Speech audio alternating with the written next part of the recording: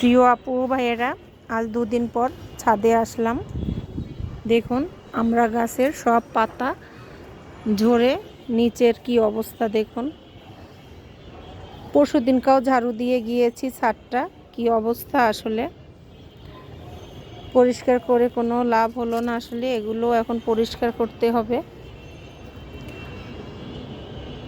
তো মাঝের মধ্যে আসলে ঘর সংসার সামলে ছাদ বাগানে এসে কিছু জিনিস আছে আসলে এগুলো ঠিক করতে অনেক বিরক্ত লাগে।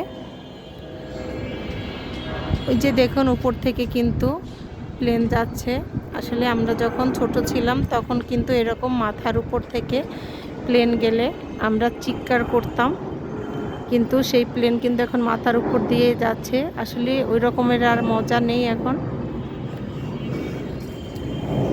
আর কি আর করব, কষ্ট করে হলেও এখন এগুলো ঝাড় দিতে হবে।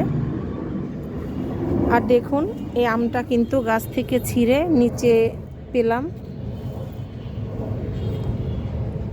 এটা এখন কেটে খাবো, দেখি কি অবস্থা।